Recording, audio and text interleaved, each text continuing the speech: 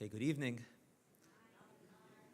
Welcome to all of you. Thank you so much for joining us for our Wednesday night Modern Mind series here at Beth Jacob. I want to express my appreciation to our generous sponsors, Heidi and Albert Proa. Thank you so much, and welcome to Heidi and Albert, as well as Rebecca. In the book of Tehillim, King David says, "Bebeis Elokim nalech baragesh," which means that we should go to the house of God with passion. But one of the Hasidic masters says that beregesh stands for four things, that you should go to the house of God, even beregesh. Bet is barad, which is hail. Resh is ruach, which is strong wind. Gimel is geshem, rain. And shin is sheleg. So it's really wonderful to see a great crowd that came to shul to hear the lecture, even with a little bit of rain outside, so you get extra credit for that. Mishenichnas Adar marbin besimcha. Right, when the month of Adar, which is what we're currently in, rolls in, so then the Jewish people are supposed to increase their happiness. The implication of this is that all year long, we're supposed to be happy, and we're supposed to just increase the happiness during the month of Adar. So we're very happy this evening to host Dennis Prager to speak to us on the topic of happiness.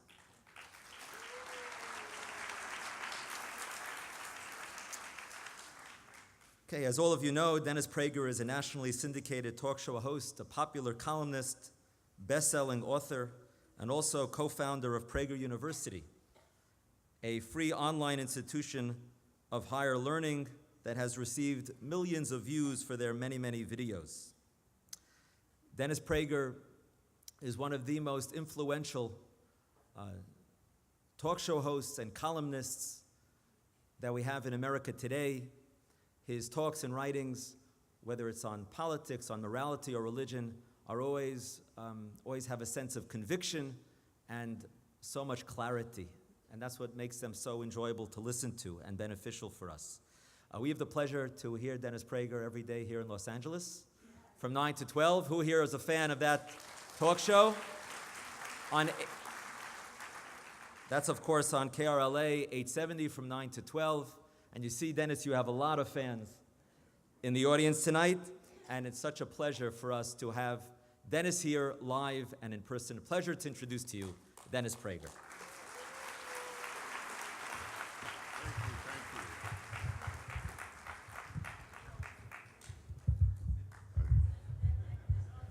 Oh, that's why. It's on the table there. That's it. Okay, we're good. That last move was a joke, but he is much taller than me. Rabbi Top, thank you. Oh, hi, everybody. Thank you for coming this evening. I hate being late. You have no idea that I am adding on Yom Kippur al Chet that I held you 20 minutes. I'm serious. I really, if you listen to my show, I would deserve the punishment room. I would be sent into my own punishment room for doing it. However, having said that, how much I regret it, please know that unlike where I grew up in New York City, people in LA do not do well with the elements. If it isn't clear and 70, apparently driving becomes a major burden for many Los Angelinos. I don't know why, it was just raining, but there were accidents. I live near Pasadena, so it was a schlep. So please understand, at least you have some rachmanis on me in that regard. Do you know where Pasadena is? Okay, all right, I'll really trick you now. This is where I really live. How many of you know where La Cañada is? Okay, better. How many don't? Exactly, that's what I thought. I didn't know either before I moved. Anyway, it is a real joy to be here. Thank you for having me. Thank you, Rabbi. Thank you, Beth Jacob. So, I'm going to talk to you about happiness and Judaism. And I tell you in advance, I want to affect your life. Normally, in my book on happiness, I say never have expectations. Expectations can only lead to ingratitude and a lot of disappointment. However, I'm violating my own rule by telling you that what I want to do in this talk, and only because I'm so sincere and deep in my conviction that if you take what I say seriously, It can change your life, your marriage, your relationship with your friends, your coworkers, your children, your parents. That's why it's so big. In fact, if I could speak on any one subject to a group in the United States, it would probably be on this. Because, and you will understand why later, because of how important I think happiness is, I think it is a moral quality, not an emotional state. This is very important that I have to start out with this theme. Happiness is not an emotion, it's a moral attribute. And you know it's true. Are we getting a little feedback here? Or is it just I'm getting? Are you okay with that's all that matters. If you're okay, I'm okay. So it is a moral virtue to be in a pleasant, happy state as frequently as possible. The miserable know this.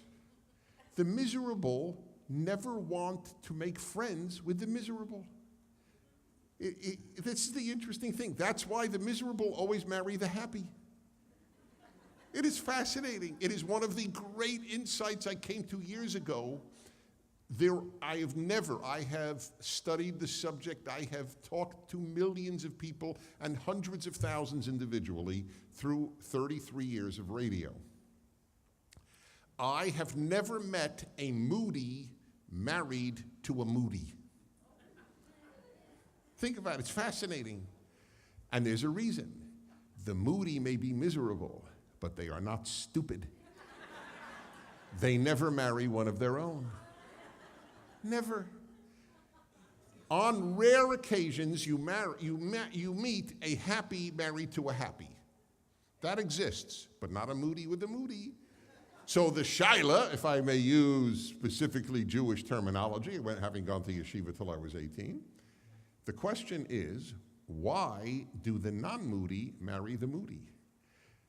I have a number of theories which are very painful. One is that while dating, the moody were not moody, which is enough. That to me alone is worthy of capital punishment. I'm overstating it a little bit, I admit it. Maybe life in prison, but which is what they give to the other spouse, actually, when you think about it. No, but it is interesting. How many moody people act moody while dating? They don't.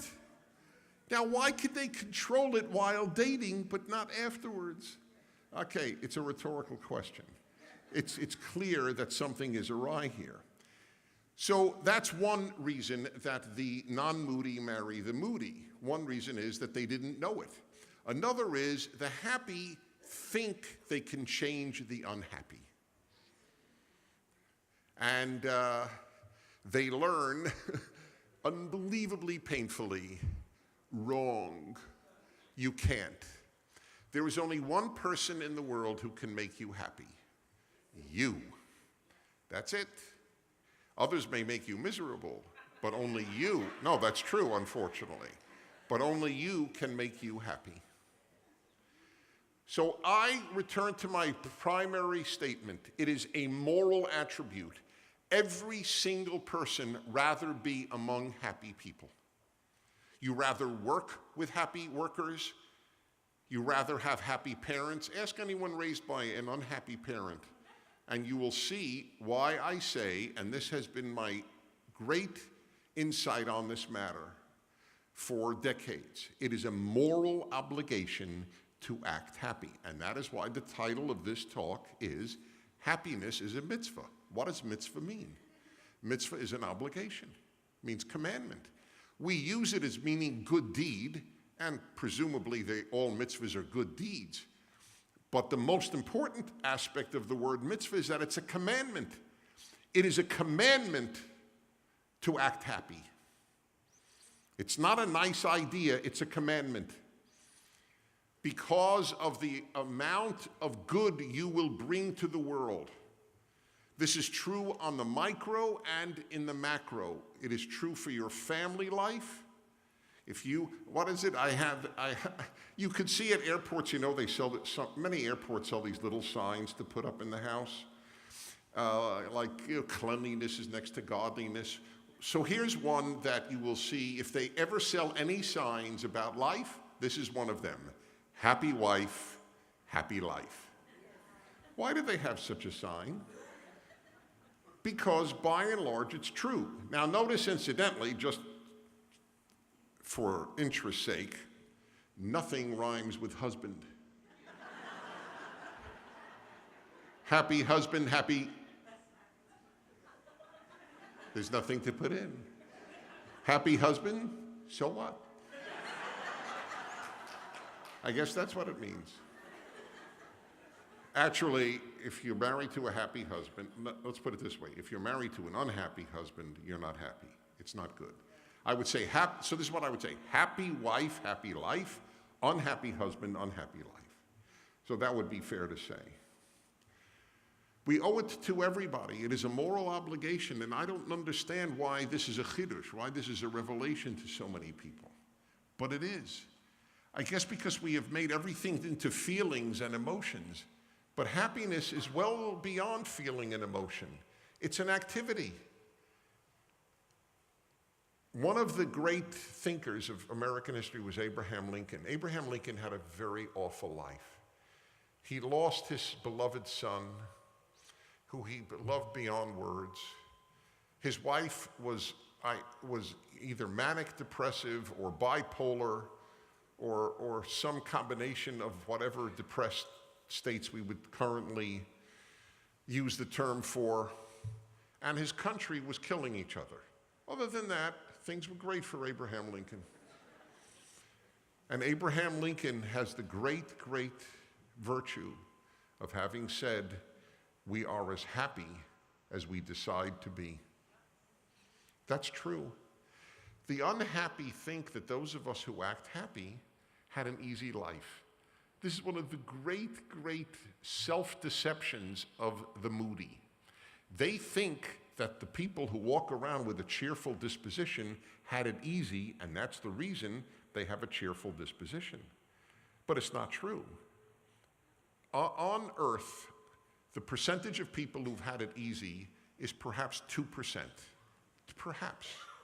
98% haven't had it easy, and there is no way to know if a person has had an easy life by their cheerfulness. There are people who have lost a child who walk around with a happier disposition with all that permanent pain of the loss of a child. And I'm picking the worst of the losses you can have.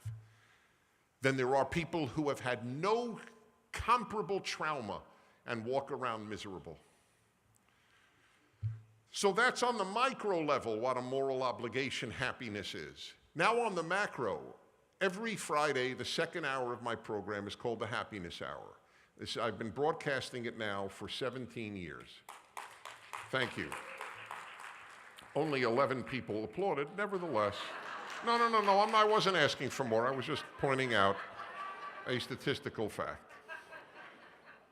And thank you so much. That's okay. Now I'm self-conscious. I did that. Thank you. In any event, it has been a very powerful thing for people, and for me, incidentally. I've worked out a lot of my own issues through the Happiness Hour, believe it or not. There would be no way for you to know that, but I am telling you that I have. It's been a great help to me. Anyway, I point out almost every week as the show opens, the happy make the world better, the unhappy make it worse. I gave you the example in the micro, family life, friendship, workers. But on the macro, it's true. When you think of ISIS, do you think that the happiest Muslims join ISIS? When you think of Islamists, is the first word that comes to your mind happy-go-lucky? Hey, another great day to behead people. What a wonderful life. Right? I mean, think about it. These people are miserable. They radiate miserableness. Happy people don't become terrorists. Happy people don't become Nazis. Happy people didn't join the Communist Party. And just think of that. Happiness is huge. This is what I'm trying to tell you. It's huge. Now, since I'm speaking at a shul, and since it's titled Happiness is a Mitzvah, let me tell you something. And by the way, I have said this on the radio, even though 95% of my listeners are not Jewish. I have said this on the radio.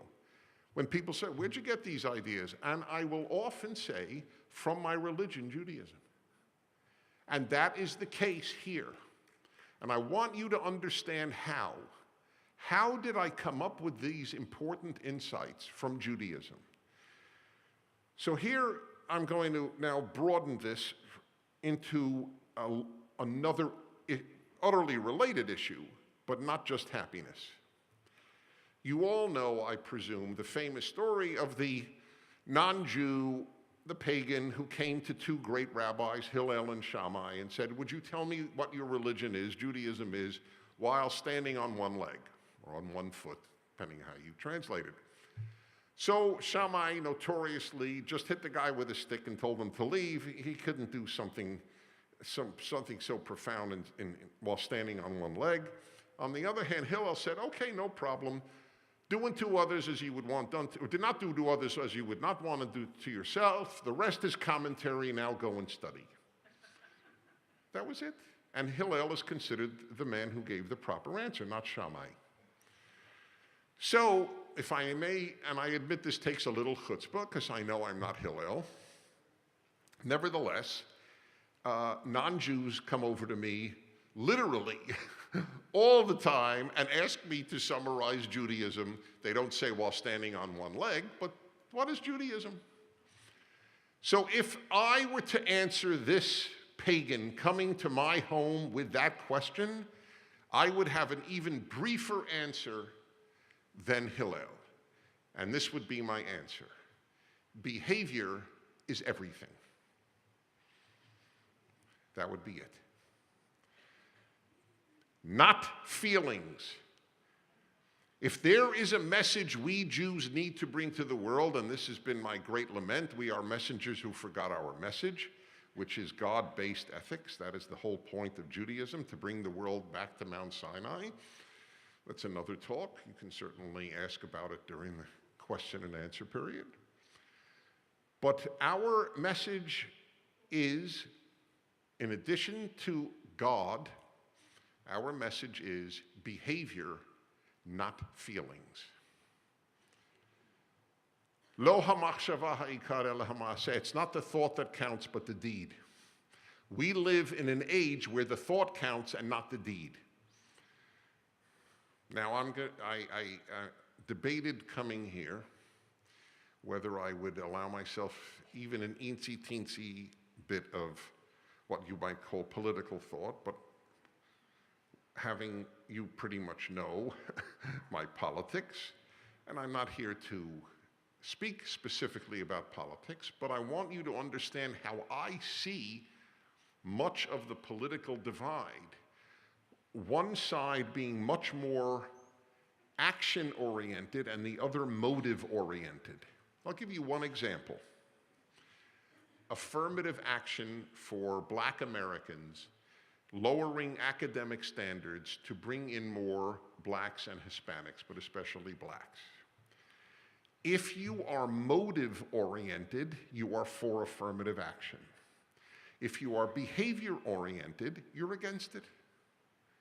Because it doesn't work. And in fact, by every piece of data I have ever seen, including from Black academics, it has been horrible. Horrible for many Black students. Because they get into colleges that they're not academically prepared for, and then they graduate at a much lower rate than other students. That's not their fault. I went to Ivy League graduate school, but I was not ready for Ivy League undergraduate school. I was not academically ready. I knew it then. My father wanted me to go to Columbia University, and I wanted to go to Brooklyn College. Thank God Columbia rejected me. I say thank God because I might have flunked out. I wasn't prepared. Instead, I did very well at Brooklyn and ended up at Columbia for graduate school. It worked out perfectly. But I wasn't ready. It's not a knock on blacks or whites or anybody if you're not academically ready for a rigorous college. But you should be accepted based on your preparedness. But if you design policies based on what makes you feel good, you're for affirmative action. Because after all, this country did so much injustice to blacks, so you feel you owe it to them. They are owed more spaces in prestigious colleges, and so on. Feelings versus behavior is huge. It's the way parents now bring up children. It's feelings-oriented, not behavior-oriented. My older son, who's now a father of two himself, my older son, right in a park very near here, because I was living in Pico Robertson, and he was a baby there. And one day, he was at a park near here, and he was about 2 years old. He was a toddler. And some 5, 6, 7-year-old, I don't know because his mom was there, not I, she told me the story later, just came over and threw my son onto the floor. Just like that. The mother ran over to her son and said, "Darling, what's troubling you?" Get it? That woman is the product of a society that says feelings matter and not behavior. What troubles people who do evil doesn't trouble me. What troubles me is the evil that they do. This notion, if we could only figure out the psychological state of people who do bad will conquer evil, is wrong. It's just wrong. The issue is you must control behavior, period. In 8th grade at yeshiva in Brooklyn, the Rebbe got a little tired of me talking in class and put down his cigarette. He smoked in class. Those were the good old days. It was a freer time. But he smoked in class, put his cigarette down, took me and threw me over 2 desks. Okay. Now, by the way, I remember this vividly. One thing I remember was, I am so much bigger than him. How did he do this? He was a very small guy, and I was always big.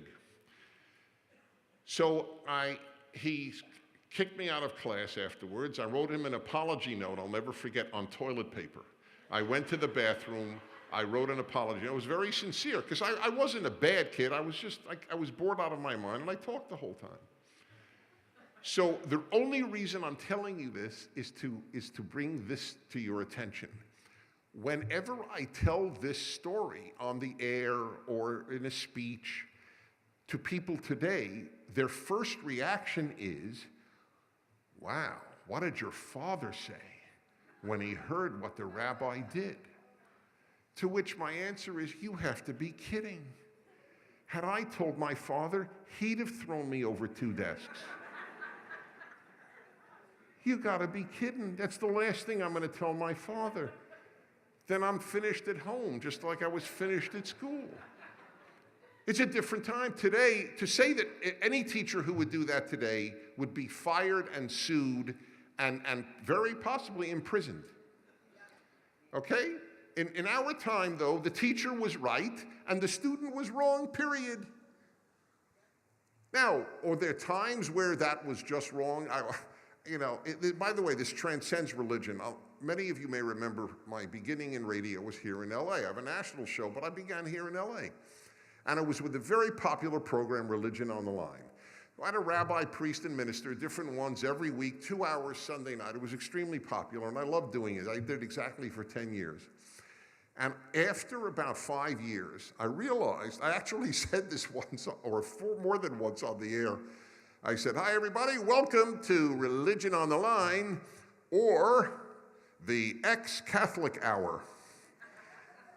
We got so many calls from ex-Catholics who were still angry at a nun from 3rd grade because she rapped him with a ruler on his knuckles. I remember a guy, he was 90. He said, I want to tell you, I left the church when I was a kid. So why? I said, because the nun rapped me with a ruler. I'll never go back to church. So I said, I'm just curious, how old are you? He said, 90. I said, this has been bugging you for 87 years or whatever, for 80 years? This is like unbelievable. I'm not bugged that my rabbi did that. He was right, to be perfectly honest. I was a nuisance. We live in the age of feelings. Everything is about feelings. How is good and evil determined? How do you feel about it? There is no good and evil. It's feelings. Do you know that I speak to Jewish kids and they're not prepared to say the Nazis were wrong? I know you don't believe me. It's okay. What I am preparing to make a film on what young Americans think, then you will see. So this is what happens. I go and I speak to students, high school students, let's say, and I will say, so is there a right and a wrong, or are there only opinions about a right and wrong? Answer, only opinions. There's no objective good and evil. There are only opinions about what is good or evil. So then I would say to Jewish kids, where I speak at a Jewish school, so I'm just curious. So are you prepared to say what the Nazis did to the Jews was wrong, or only in your opinion they were wrong, but after all, they thought they were right? And they almost all say, it's only my opinion. Of course, in my opinion, what they did, you should not misunderstand my anecdote here. It is not that there are any Jewish kids who thought the Nazis were right. It's that they're not prepared to say they were wrong, only that it's a matter of opinion. My opinion against Nazi opinion. Everything is feelings. And I learned from Judaism that there is a moral right and wrong that is objective because it's rooted in God, not personal opinion. That was huge. It is huge. And we who believe that are in a very small minority of Americans today, especially if you go to college and especially if you go to graduate school. It's all opinion. And it's all feelings. That's why the universities today are all about you can't hurt anybody's feelings. 70% of American young people, that is college students, believe that racist and sexist talk should be prohibited on campus. Banned. Not to have free speech because somebody's feelings may be hurt. The whole point, of course, of free speech is that, of course, it might hurt people's feelings. Nazis marched in Skokie, Illinois, which had a disproportionate number of Holocaust survivors living there. And the ACLU defended their right to march there because in America, it's freedom of speech. Not anymore. Free speech is not a value among most young Americans. If it hurts people's feelings, it should be banned. They had a debate at a university, at Brown University. They had a debate. Two women debated on whether or not the campus is a rape culture. This is a new charge made against American colleges, that they are a rape culture. One woman said it's not a rape culture. One woman said it was. Brown University provided a safe room for students who would be traumatized by hearing somebody say it was not a rape culture. That they would be so offended by that opinion. And you know what they provided them? They provided them with Play-Doh and with stuffed animals. These are college students. Instead of saying, what the hell is wrong with you? If you can't hear an opinion you don't agree with, you are an infant. Grow up. But if anybody at college said that, they'd be fired. Because the students are now customers, not students. And the customer is always right. How do you get $50,000 a year? You have to make the customer happy. Feelings, everything's feelings über alles. Feelings above everything. And I learned in Judaism that it's actions, not feelings. This was huge, that the Tanakh, that our Bible is filled with warnings not to trust the heart. I mean, if you daven regularly, you say, "V'lo taturu acharei levavchem v'acharei einechem asher atem zonim achareihem." Don't follow your eyes or your heart. And it's always mistranslated. It's translated, after which you go astray. It's not what the Hebrew says. After which you prostitute yourself. If you follow your heart, you'll be a prostitute. That's the Torah, man. That's what I grew up with, because I know the Hebrew. The Tanakh doesn't trust the heart as far as it can throw it. This is how you behave. Act happy, you'll feel happy. And if you don't feel happy, okay, doesn't matter. You still owe it to your fellow human being to act happy. Where I work at my radio station, my home radio station here in Los Angeles, in Glendale, and it's a very happy part of the whole floor, which is offices of the radio stations. There are a number that my syndicator owns. And everybody seems to come by because they know they'll laugh. No matter when they come by, there'll be a good mood. And I take credit for that. I'm not here to boast, but I know what to take credit for because I'm the head of my show. So if I am happy and I treat everybody with a happy disposition, it filters down. And if I were moody and I yelled at underlings, then they would. Everybody knows it and everybody appreciates it. By the way, no matter what it is, actions count more. Now, I will now be very, very popular with many of the men here. And I don't know how the women will react, but nevertheless, on the basis of my Jewish and human insight, that you can't be guided by your feelings or your mood, I wrote an article, which is all over the internet, about 8 years ago, when it's titled, "When a Woman is Not in the Mood." Maybe, since mood shouldn't direct other things in life, maybe it shouldn't even always, and I admit sometimes it must, but maybe it shouldn't always direct when you make love to your husband. I am one of the most popular men among husbands in the United States.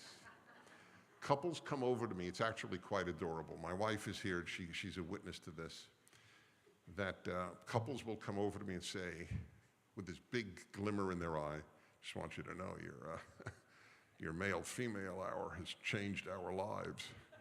And I know exactly what they're talking about. And the husband looks at me and I look at him and I go, "Sir, you owe me big." And he goes, "I certainly do." And she's happier too. And you know how I learned not to let your mood direct you? So I tell this story to non-Jews. Jews, though, especially knowledgeable Jews, even appreciate it more. One of the life-changing moments of my life was in 4th grade at yeshiva. Oh, you see, I always translate this because I speak mostly to non-Jews, but I don't have to translate this for you. The guy gets up, the rabbi gets up, he goes, "Okay, boys, time for mincha. Time to daven mincha." Well, there may be not some non-Jews here. Time for the afternoon prayers. I walked over to the rabbi, and there was no chutzpah intended, or certainly no disrespect. It's clearly a little chutzpah, but it was no disrespect intended. And I said, "Rabbi, I'm sorry, but I'm not in the mood to daven mincha." This rabbi, was from Eastern Europe, survivor of the Holocaust. And he spoke English, but in his whole life, he had never heard the word mood and daven in the same sentence. This was a new moment for him. It was a revelatory moment. So he didn't know what to do. It was clear. And he thinks, he strokes his beard. It was classic Jewish stuff. And then he goes, Shmuel Prager, that's my Hebrew name, of course. Shmuel Prager is not in the mood to daven mincha. So what? It was a life-changing moment. You mean my mood didn't matter? Me, the center of the universe in 4th grade? My mood was not determinative? The man changed my life. So what is one of the great answers parents should give their kids almost all the time. I'm not in the mood to read. I'm not in the mood to turn the TV off. I'm not in the mood to go to bed. I'm not in the mood to anything.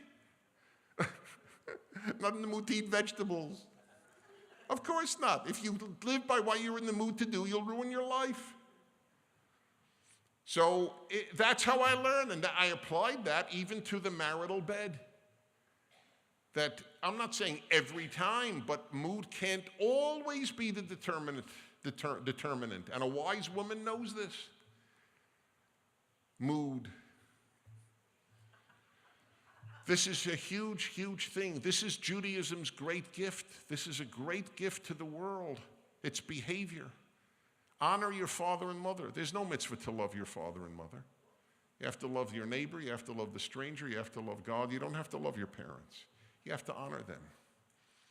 A lot of people don't love their parents or have mixed feelings. Doesn't matter.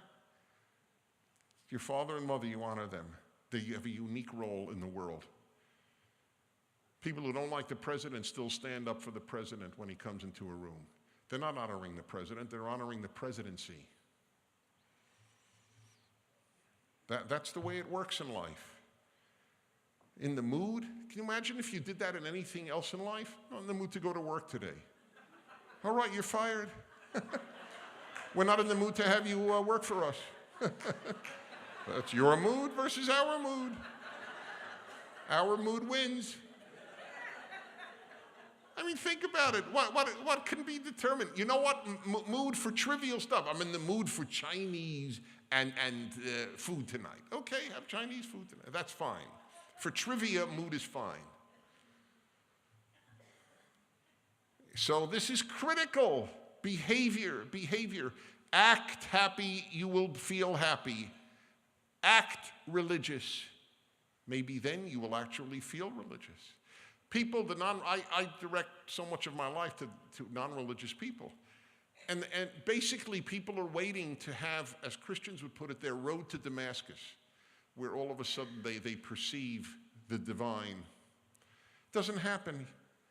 You're not going to find God one day. You're a secular human being. One day you're walking on Wilshire Boulevard, God appears to you. It doesn't happen. If you act religious, you'll start feeling it. As I tell Jews, and I'm, as many of you know, and I never like to be perceived as what I'm not, I am deeply a religious Jew, but I'm not Orthodox. I do some sins. And anyway, nevertheless, I have brought more Jews to Orthodoxy, ironically, than almost anybody. I mean, this is a fact I'm proud of. But it is a fact. And one of the things I tell Jews is all the time, I'll tell you what, here's the deal. This coming year, Friday night, make Shabbat in your home. Don't go to the movies, don't go out, don't watch TV, don't watch movies. Just for family and or friends, have a Shabbat meal. After 52 times, if you still feel nothing, go back to movies on Friday night. But anybody who's ever tried it doesn't want to go back to movies. Because they've behaved a certain way 52 times or 50 times or 45 times, that has been meaningful. Act loving, you'll feel loving. Every time you say, I love you to your spouse, it doesn't mean that you are in the throes of romantic feeling necessarily. You say it because it has its own impact. It creates in you and in them more of a loving atmosphere. So it's worth saying. If you can't say it, you have a bad marriage, it's a separate issue. But if you have a decent marriage to a decent human being, it should be said. Act in any way and then you will feel it. By the way, act selfish, you'll end up selfish. Ray Fine, the actor, was the Nazi commandant in Schindler's List. I'll never forget an interview with him in the New York Times at the time of the movie. And he said a fascinating thing.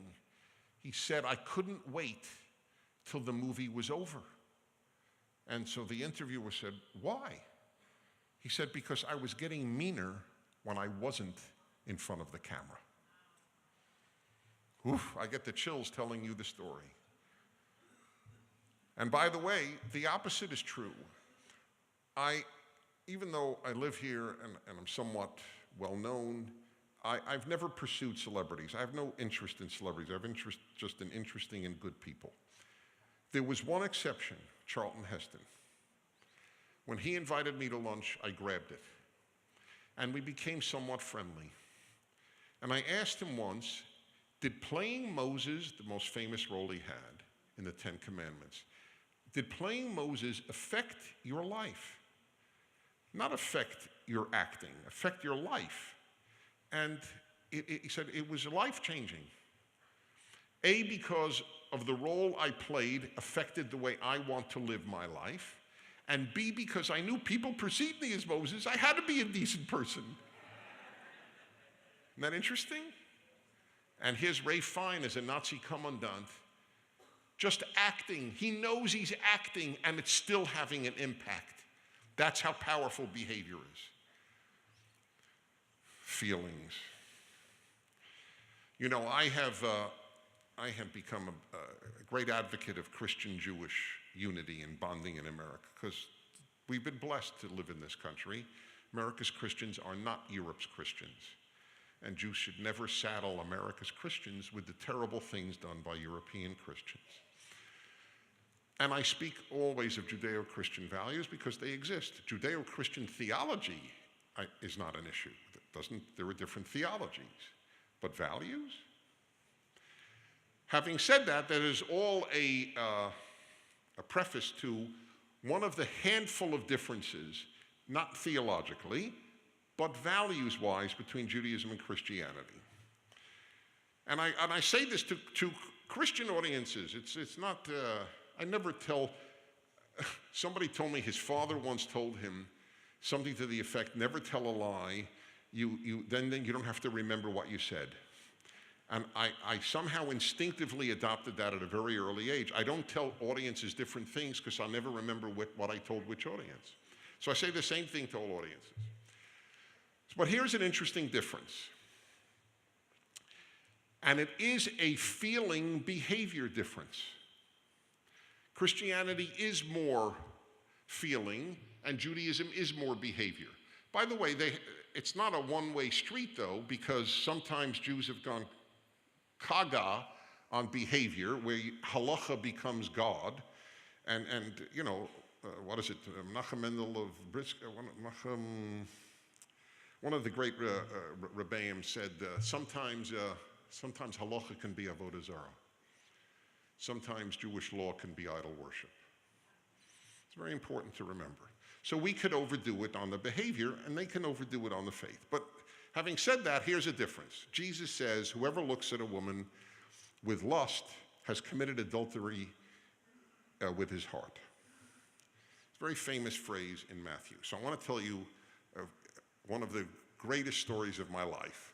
One night on Religion on the Line, again, it was a different priest, different rabbi, different minister, Protestant minister, each week. I would come in about 10 minutes before the show, tell them the subject, and then open up the show with having each of them comment for a minute or two on the subject. So I come in and I say, gentlemen, honored to meet you and see you tonight. The subject tonight is you and your religion's understanding of lust. Okay. So I always went Protestant Catholic Jew because I went by population statistics. And then on the second round, I went Jew, Catholic, Protestant. First round, I go, gentlemen, please succinctly put your view and that of your religion about lust. So we begin with the Protestant minister. Of course, he quotes Jesus: whoever lusts after another woman has committed adultery with his heart, and speaks beautifully of the importance of purity of thought, and is beautifully, eloquently said. The Catholic priest essentially said the same thing, quoting Jesus and the purity of thought and the importance of it. Now came the rabbi's turn, and the rabbi, most of the time, the rabbis were not Orthodox rabbis, because they were more Reform and conservative and Reconstructionist. But not only was this rabbi tonight Orthodox, he was bearded East European. And I had never met him in my life, and I had no idea what he would say. None. So, Rabbi, please, your view and that of Judaism of lust. He strokes his beard, which you couldn't have seen, it was radio, but he goes like this. He goes, Dennis, lust, schmust. That was his whole answer. I have never wanted to kiss a bearded rabbi as much as I did at that moment. I thought the man was the Mashiach. I tell you, it was like one of the unbelievable moments of my life. The last thing I expected. Why did he say lust schmust? Because in Judaism, we wouldn't say if you lust for another woman, you've committed adultery with your heart. Because in Judaism, you can't commit adultery with your heart. You can only commit adultery with another organ. And that's not involved in this particular case. It's a classic example of okay. I was raised in a home, I was raised in a very, very close to unique home. Every home is unique in its own way, but this will certainly give you an example. My parents were Orthodox Jews. Never drove on Shabbos, never turned on a light. If they ever opened mail on Shabbos, it was via a hot sponge to soak the envelope open. That's how I grew up. Okay, so I want you to understand this. But my father was a unique character, truly unique. He was American-born, as was my mother, which for my generation immediately is somewhat different. And they were not only very Jewish and very Orthodox, but they were also quite American, especially my father, who joined the Navy because he said, I don't want only the Goyim fighting Hitler. Jews should fight Hitler too, to his great credit. There's another reason he joined, because my brother couldn't stop crying. But that's a separate issue. He just felt that fighting World War II was easier than dealing with my brother, who was a very crying baby. I wasn't born yet. But in any event, the bigger reason is the first reason. My father joins the Navy, ultimately becomes a very high officer in the Navy for 3 years in the Pacific. And so this is all a preamble to a very real difference. My father became the president of the Orthodox shul that we attended, Kingsway Jewish Center, Nostrand Avenue on Kings Highway, Brooklyn, New York. So I don't know why anybody would applaud, but nevertheless, it's a wonderful place. Anyway, my father became president, and my father,